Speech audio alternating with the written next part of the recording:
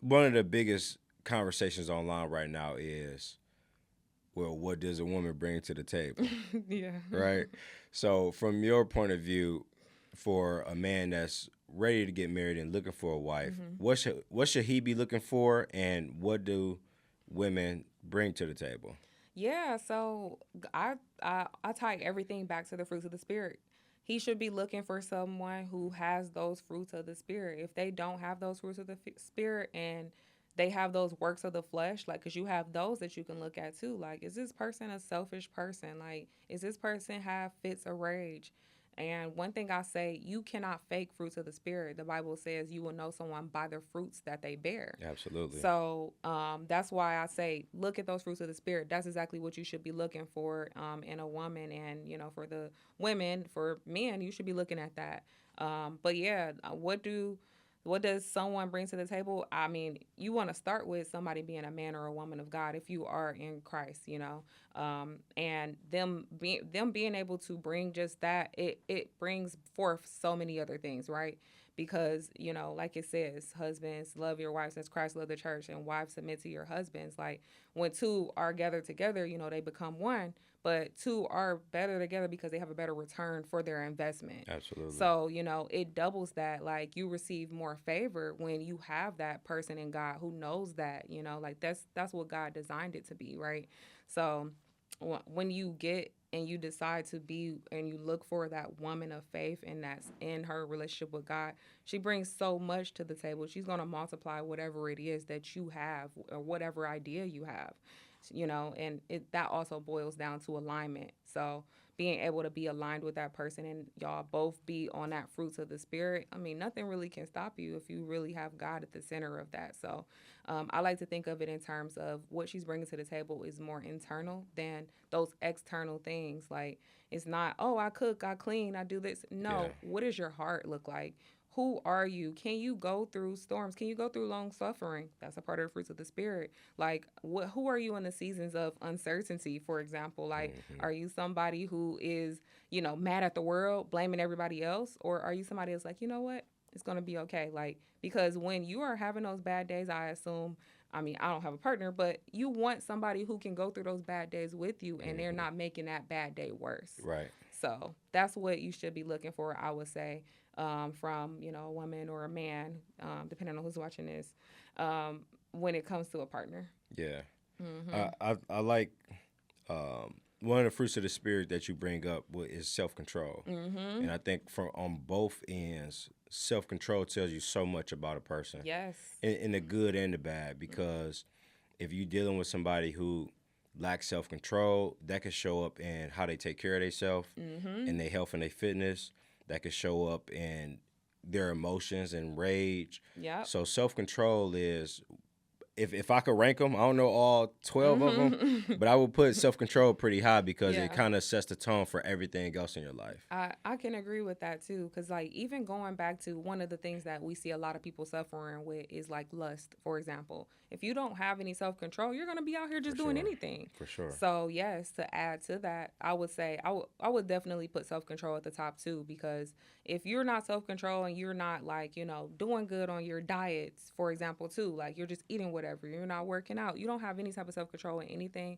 It's like, how can you do anything with me? Like, Hmm. how can we do anything together if you don't have self control with money management? Like, Absolutely. which money management, but like, there's so many things that tie to that. So I'm definitely in agreement with you. Yeah. And I'm Mhm. a huge advocate for marriage and for relationships in general. Mhm. And when I talk to a lot of people, I always break it down like, when you're going through life by yourself, you playing one on one. Mhm. You can succeed playing life one on one like a basketball game, but it's easier when you got a teammate. Mhm. Like when you're not at your best and you're not hitting every shot, it's somebody you could pass it to. Yeah. Or when you're not performing at the level that you know you can, you got a teammate to give you some encouragement. Yep. And just for me, life is just better and it's easier playing 2-on-1 Mhm. than 1-on-1. Yep. But that doesn't, even if you're not playing 2-on-1, you still could be successful playing 1-on-1. Yep, absolutely. You know? Yep. Going back to that verse that I was just saying, like, two are better together because they have a better return on their investment. And so, like, when one is down,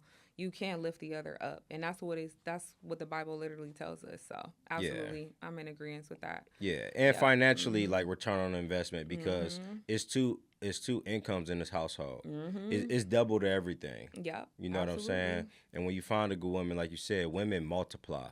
Like Mhm. women are literal and figuratively like incubators. You Mhm. know, you give a woman a seed and she produces a child. Yep. If you give a Absolutely. woman happiness, she gonna give you joy. Yeah.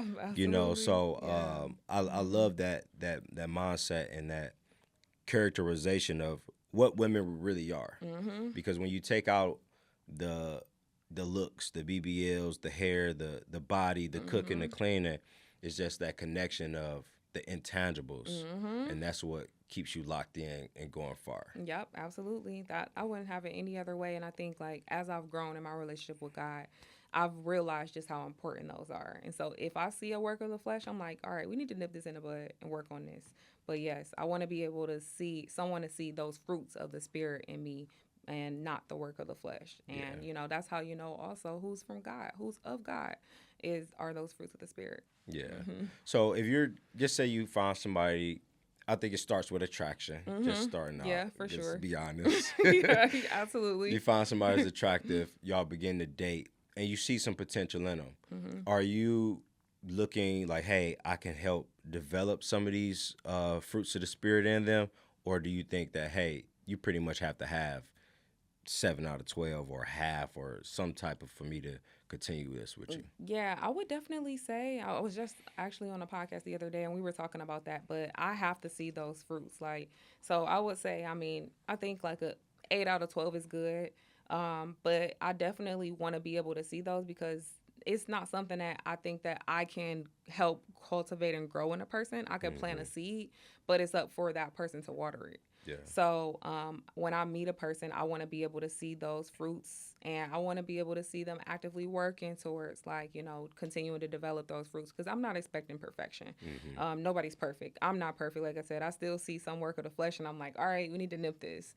So I think for me, if I'm like, meet someone and I see a lot of those good fruits, then yes, I think there's some room for growth. Like I can plant a seed and say, hey, you kind of have this that you need to work on. Like I'm looking for somebody who can be open to criticism, open to feedback. Who isn't egoistic, but that also comes from those egoistic things and characteristics are works of the flesh. hmm. So it's like you don't.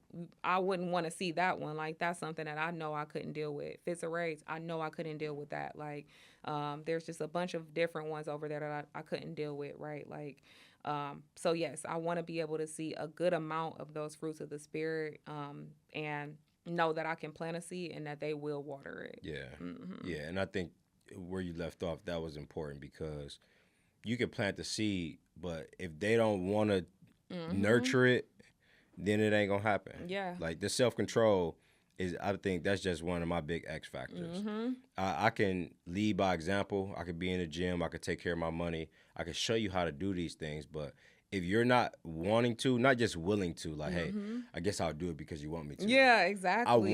you to want these things as much as I do because Hmm. if you continue to push people, sometimes they start to resent you because Yes. you're changing, you're manipulating them in a Hmm. sense. So, Yeah. you like what you like. So it's okay to be picky on who you date and Hmm. everything because you shouldn't want to change people. Yep, exactly. You Like know. they should want to have change themselves. Like you shouldn't have to force that on them. And a big thing that I had to realize too, even with my walk, was like the only person that can change a person is God. Hmm. Hmm. Absolutely. Yep.